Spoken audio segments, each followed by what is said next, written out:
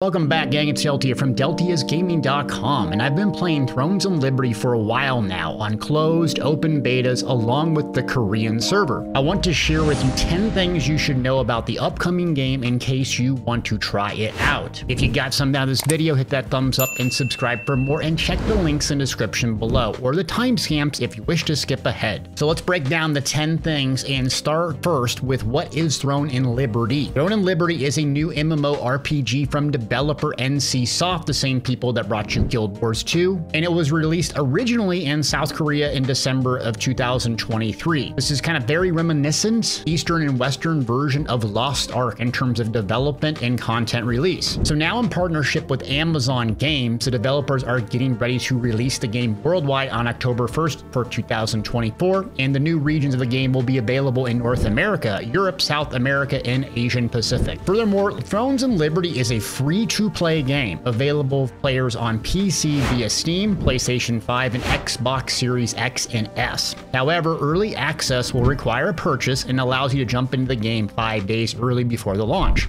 So we're going to start with number 1, and that's world setting and lore. So Thrones and Liberty is set in this big, beautiful world. The forces of light and darkness are clashing over the possessions of a coveted celestial power. This is the same sort of RPG, MMORPG story told over and over again. There was a star that was shattered into many pieces, scattered through across the world. Whoever came in possession of these fragments are granted incredible power. These born with this power become as the Star Children. Probably heard this before. I'm not going to share all the details of the story, but this is a lot more fun than other typical MMORPGs that are text-based. It has awesome cutscenes and good graphics, and I usually spacebar through everything in MMOs. I'm just gonna be honest, I want to kill stuff and get more powerful. This did keep my attention. It actually felt very similar to, once again, Lost Ark in terms of story and polish, detail, and kind of cool cutscenes. Mainly because the graphics in the world are just incredible. This has really unique, bright color palette of blues, purples, and greens. So the environment is just populated with these medieval cities, lush jungles, desert wastelands, underground tombs, desolate ruins, just the typical stuff you see. But the colors and the graphics and the detail is just so vibrant and beautiful and rich. I really liked it. And Thrones and Liberty also runs on a day-night cycle, so the setting of the sun can bring out new and more powerful enemies. So you're gonna have to base your content around the day and the night cycle. Some people hate that, some people like that. There's also dynamic weather as well, so this can reveal limited time events and affect the damage type of some weapons and skills, so the world does feel alive. Number 2 is character, classes, and roles. In Thrones of Liberty, classes are not selected from a character creation, but instead are determined by the weapon you have equipped. So you're not going to re-roll and have 1,000 gazillion alts. You can play a one character and level up all of the weapons and get powerful using just one if you like. And how Thrones and Liberty classes work is you have 2 weapons that you can equip, one main hand and another in the offhand. You can switch back and forth between these weapons with a bar swap at any point during combat. And now look, I have a separate guide on tier list, builds, etc. on my website, Deltiasgaming.com, regarding ranking the weapons, but just a quick rundown of what you can expect of each. Number 1 is the crossbow. This is kind of mobility focused. It has a weakened debuff, and it's a good DPS weapon and offhand weapon because it just has a lot of mobility. Dagger, currently on the Korean server, is considered kind of the best overall DPS for burst, high crit, and you can stealth, so the assassin rogue. Greatsword is your typical AoE cleave daddy, meathead, Rambo in, high survivability, doing huge area damage and stunts. Longbow is your typical pew-pew archer sitting in the back, really high single target but wants to be stationary. Staff is your best AoE range weapon. It has terrible survivability, but it's your typical mage wizard. Sword and shield, highest survivability weapon, typically your tank, so it taunts and so on. And then you have wand, has a little bit of damage over time, a little bit of range, and healing, obviously. It's your true healer weapon. So what you do is you combine one weapon with another. So you can have sword and shield and a wand to be super tanky. You can have a great sword and sword and shield to do AoE but also be tanky. You can go nuclear missile staff for AoE damage and longbow for range. And you can throw a lot of combinations together, and obviously there's going to be metas that exist, but it allows you to customize and feel pretty close to New World and how the weapons and classes work. And with this kind of setup, the role between tank, healer, and damage is kind of blended. So the weapon skills in combination with your weapons, gear, guardian makes a build strong, and depending on your playstyle, you're going to swap in and out different weapons and try out different AoE skills, single target healing, survivability, and crowd control, but it's really tied to your weapons. Next up is number 3, and that's the combat system. So the combat system is kind of a blend of traditional tab target games. So think like New World action oriented or Elder Scrolls Online, blending the traditional World of Warcraft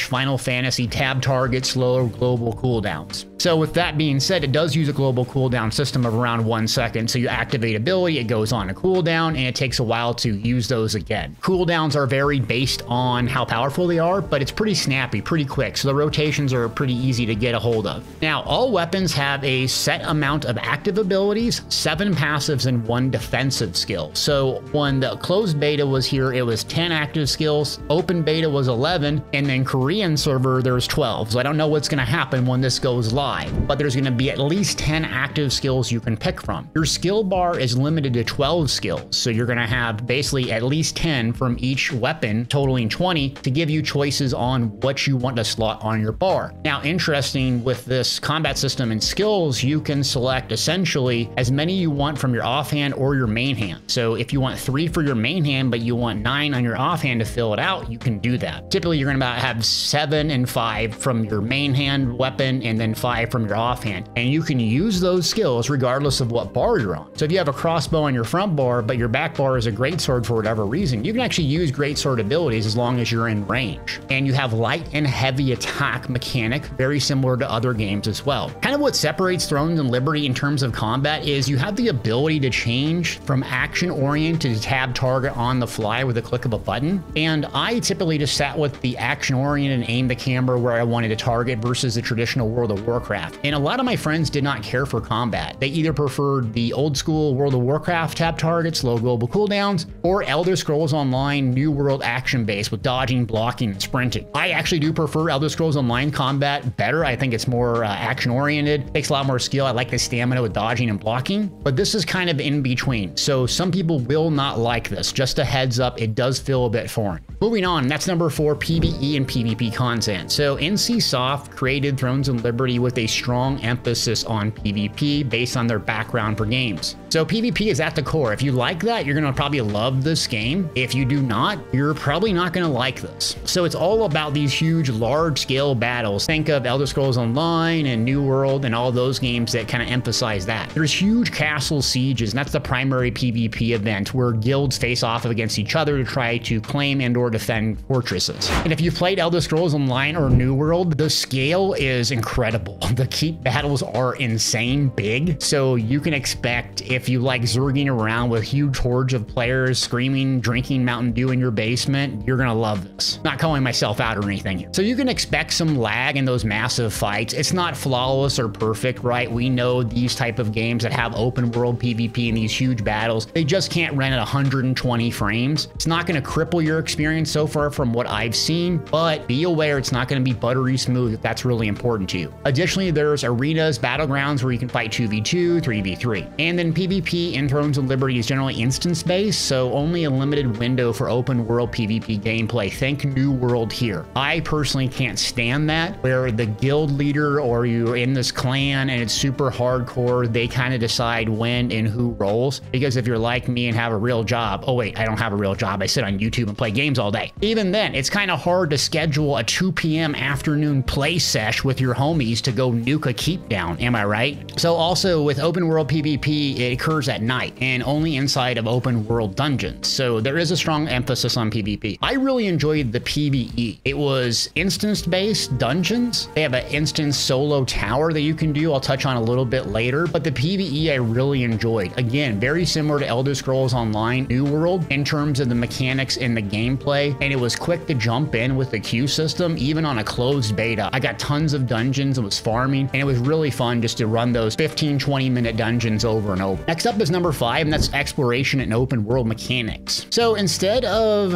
like mounts in this game, you collect creatures, contraptions that you ride called morphs. This is kind of a fun, different, engaging element to the game that makes the world really feel alive and vibrant. If you're like me and you love animals, you're just gonna love these little critters. There's 3 different types of morphs. So instead of just using a mount in this game, you have what's called dash morphs. This is land-based creatures, your typical horse, pony, giddy up, girl, let's go, and you're riding around your horse. Then you have glide glide morphs. You can actually fly in this. Usually this is like during specific missions, or you're high up and you just glide. You hit the jump second time while you're in the air and you transform. And then you have aquatic morphs. This is, you know, swimming around and going underwater. They have separate progression system and a gazillion of them. And obviously this is probably where they're going to make a ton of money on this game, is these morphs, because you immediately want to buy the bald eagle if you're American. And the other ones look kind of cool too, I'm not gonna lie. So expect that to be pretty interesting. And lastly, on exploration open world mechanics, I really found it enjoyable. I, again, skip almost everything in these MMOs to get to the end game and be a sweaty PvP sweat lord with, you know, with sweat coming out of my armpits if someone beats me in a duel and I make fun of them online relentlessly. But I was taken aback about how much fun it was just kind of exploring, looking for achievements, finding new things. There's a gazillion pop-ups, so you're getting that dopamine hit every 30 seconds. It feels like unlocking new things. You're gonna really feel that playing this game. The last thing I really enjoyed about the exploration was there was a codex, so something built into the game. It helps you find things very easily. It's not like Destiny 2 where they have this clunky, goofy map system and the journal has no indication of where to go and it's very vague. This is clear, direct, and there's always something to do and progress. So if you're lost on what to do that day, boom, you can jump in your codex and figure it out. Now, number 6, unfortunately, we have to talk about pay to win. Look, I'm not sponsored by NCSoft, and I'm not, you know, opposed to taking some money from them to shout out their videos or anything. NCSoft, holler at your boy. But in all seriousness, I want to keep it real on pay to win. So if you don't want to support that thing or it doesn't bother you, you know what to expect. Now, this information I'm providing comes from closed beta, open beta, and the Korean server. This may change on launch day. So you can expect heavy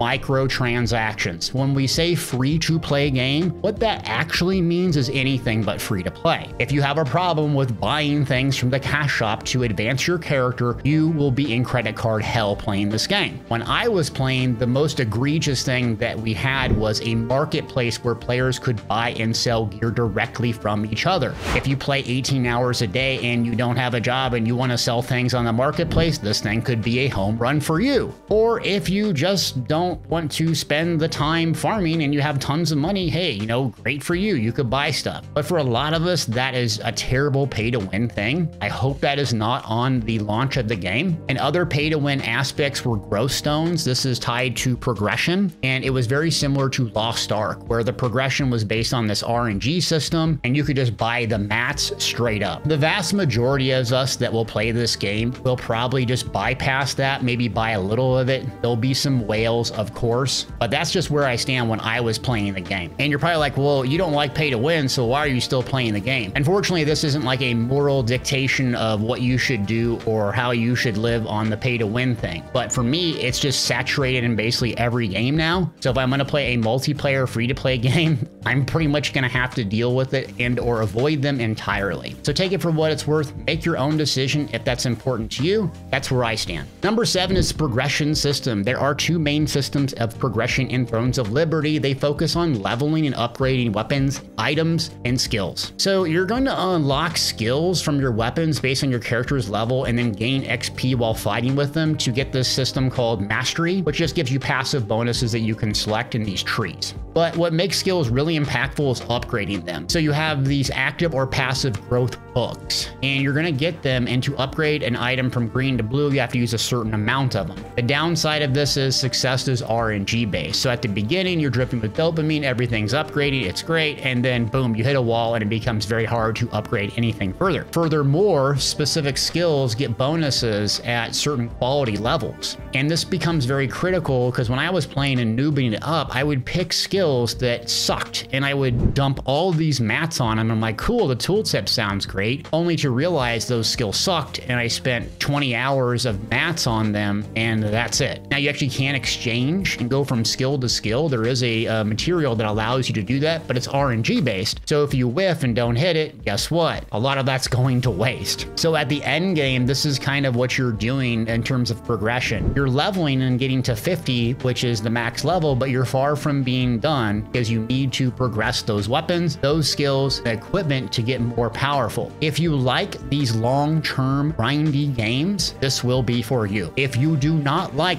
long-term grindy games, this will not be for you because to get mid-max fully, it's going to take a lot of time. When I was leveling, I got to 50 on the closed beta, but I was at about about 20 hours in, a level 35 or so. Now I was stinking around, didn't know what I was doing, anything like that, but it wasn't like I get to 1 to 50 in a couple hours just grinding zombies or anything. So you can expect a long time, and maybe that will expedite with, you know, boosters or whatever we're gonna do, but expect a pretty long end game grind to get there, whether you like that or not. Next up is 8 guild systems and social systems. This is huge in the game, and this is kind of a deal breaker for me when it comes to playing this game hardcore. This game, Throne and Liberty, is built around guild system. In order to do a lot of things in games, you need a sweaty guild, and you can do this at level 3. Whether you're casual or hardcore, focusing on your end game goals, if you want to take PvE and PvP seriously, you will need a really good guild, because there's a lot of requirements to do some of the top tier missions, PvP, PvE, you know, castle siege, guild contracts, PvE raids, etc. It's like guild focused. This feels very reminiscent of New World, which was a huge turnoff for me personally, because I like playing solo. I do not like my game time and my fun factor to be determined by if I have friends online. Maybe I should be more social and tell people I'm cool, I have a YouTube channel or something, but I just like doing my own thing. And if someone's not online, I don't want to be dependent on them to run a dungeon, do PvP, and so on. So this, for me personally, was a huge whiff, and a big turnoff is having to do the guilds. I will still play and still enjoy the game, but I'm likely to hit a critical wall where I did in Destiny 2.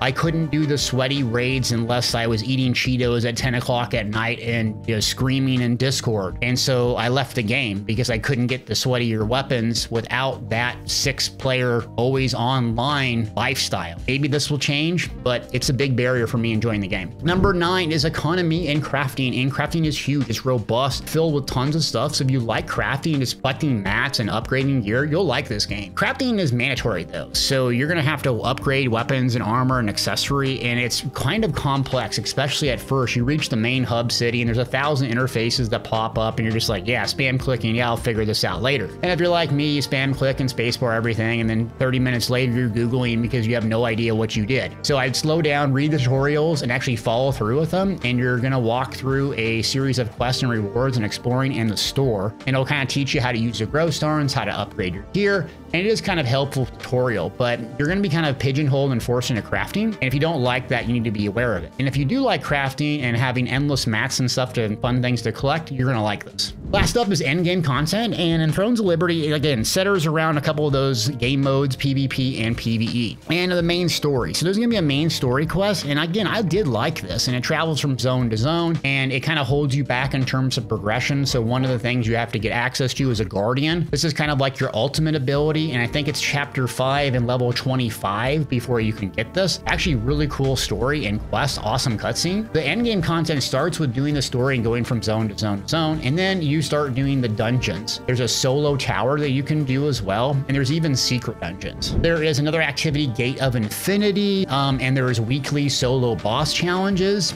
and these become available after you reach level 50. And there's co-op dungeons. I mean, there's just a lot of PvE and PvP content. So if you've played MMOs at launch, you can expect them to kind of be lackluster in content. Usually you hit max level and there's not much to do. I would say this is a bit more fleshed out, just like Lost Ark when it launched, because it was in Korea for quite a while. And so they were able to tack on a bit of content in game modes. And this feels very reminiscent, where I was kind of overwhelmed 30 hours in going, man, I got like another 300 hours before I'm tapped out on things I could do. Plus you have the end game play loop of PvP, which is basically player dependent. And so that's what you can expect for Thrones of Liberty on launch coming in October of 2024. Look, if you're like me, the pay to win thing, I didn't care for. The guild system, I really didn't care for. I enjoyed the combat, and the world was awesome. I just like playing the game. It was just really fun. Usually games, I pick them up in an hour or two, I'm like, this is crap, or I could sit here and play all day. I felt like I could sit there and play all day. I just had fun riding my little mounts and going around killing stuff, getting all the dopamine drips with every little progression thing. The world looked cool. The cutscenes were awesome. And even just playing solo, doing the grindy kill 10 rats and return, I enjoyed it, which I usually don't. So that's where I stand on the game. I hope you got something out of this. I try to be as honest and open as possible. So if you did, just hit that thumbs up and subscribe. It does help out the channel. Leave a comment. The algorithm loves that, so they'll push the video to other people. And yeah, thanks for watching. I'm going to keep making videos for this game until y'all don't watch them anymore, and then we'll move on. Thanks again.